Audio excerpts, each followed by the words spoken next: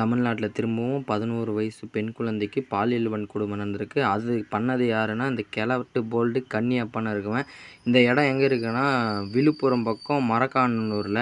இந்த போல்டு என்ன பண்ணிக்குதுன்னா, குழந்தைக்கு வடை வாங்கி தந்து இட்டுன்னு போய் குழந்தைய பாலியல் வன்கொடுமை செஞ்சிருக்கு இந்த போல்டு. இந்த கிழவனுக்கு 62 வயசு. பேத்தி மாரி இருக்கிற குழந்தைய வந்து அந்த மாரி யோசித்து என்ன ஜென்மங்களோ தெரில.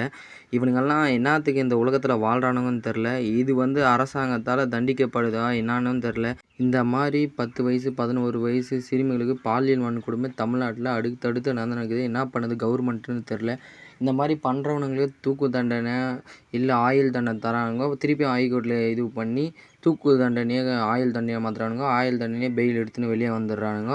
சட்டத்தில் ஓட்டை இருக்குன்னு ஓட்டையே சட்டமாக இருக்குது. இந்த மாதிரி நடக்கிறவங்களுக்கு கடுமையான தண்டனை கொடுத்தா தான் இங்கே இருக்கிறவங்க திருந்துவானுங்க இல்லை பயப்படுவானுங்க. அந்த மாதிரி சட்டத்தில் எந்த இடமும் இல்லாதனால தான் இவனுங்கெல்லாம் தைரியமாக சுற்றினுக்கிறானுங்க.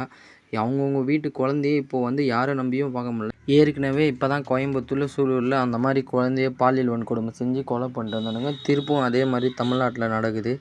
இது கவர்மெண்ட் என்ன பண்ணணும்னு தெரில. ஃபஸ்ட்டு நடந்தது வந்து எதனா ஒரு தண்டனை வந்து பயங்கரமாக கொடுத்தா தான் இன்னும் பயப்படுவானுங்க. அந்த மாதிரி எண்ணமே வரக்கூடாது. இவனுங்கெல்லாம் இந்த உலகத்தில் வாழ்கிறதுக்கே தகுதி இல்லாத ஜென்மங்க. இந்த போல்டுக்கு என்ன தண்டனை தரலாம்? உங்கள் கருத்தை வந்து கமெண்டில் சொல்லிட்டு போங்க. தமிழ்நாட்டில் இதே மாதிரி இருக்குமா?